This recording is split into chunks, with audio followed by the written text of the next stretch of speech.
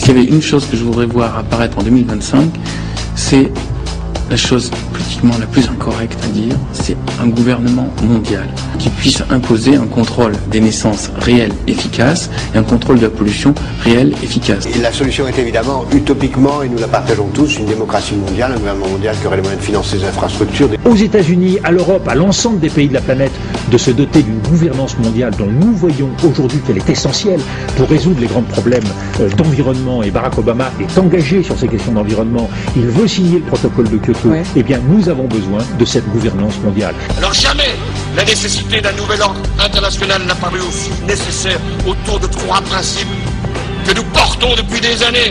Les socialistes, mais pas simplement les socialistes. Tous ceux qui ont une conception multilatérale de l'organisation du monde et universelle. Le sommet mondial pour refonder le capitalisme, c'est l'Europe qui l'a proposé.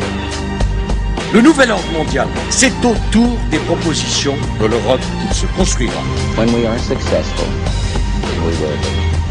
We have a real chance at this new world order, an order in which a credible United Nations can use its peacekeeping role to fulfill the promise and vision of the UN standard. Si on n'a pas aujourd'hui un gouvernement mondial, on ne peut pas parler sérieusement de démocratie. Or, nous n'avons pas... Donc elle a trouvé ses limites, la démocratie. Non, elle ne trouvera son accomplissement que lorsqu'elle sera une structure avec un gouvernement mondial, des gouvernements régionaux et des gouvernements locaux. Dans très longtemps, on ne le verra pas.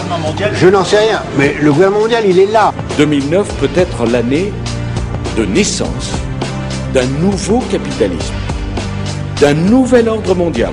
On ira ensemble vers ce nouvel ordre mondial. Et personne, je dis bien, personne ne pourra s'y opposer. D'après le psychologue gestaltiste Kurt Lewin, l'un des participants en conférence Messi, il convient d'abord de détruire les anciens équilibres et valeurs pour rendre les relations fluides. La création de demain sera dans le mélange, l'essaimage. Et le mot ne me fait pas peur, le métissage. Perse, une France colorée qui fait de ses diversités une richesse, une France métissée.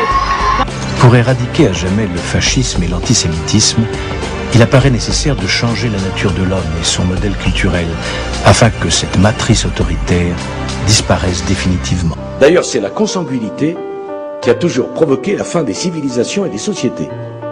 La France a toujours connu, au cours des siècles, a toujours été au cours des siècles métissée. Si ce volontarisme républicain ne fonctionnait pas, il faudra alors que la République passe à des méthodes plus contraignantes encore. De nouveaux équilibres et valeurs peuvent alors être établis, qui seront consolidés de façon durable par l'autorégulation.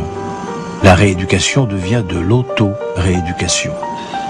Le monde est censé se transformer en une société mondiale post-nationale et multiethnique sans frontières. Le monde est censé se transformer en une société mondiale post-nationale et multiethnique sans frontières.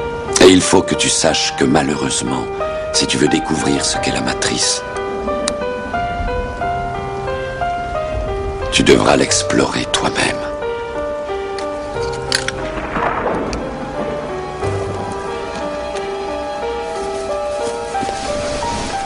C'est là ta dernière chance. Tu ne pourras plus faire marche arrière. Choisis la pilule bleue et tout s'arrête. Après, tu pourras faire de beaux rêves et penser ce que tu veux. Choisis la pilule rouge, tu restes au pays des merveilles. Et on descend avec le lapin blanc au fond du gouffre.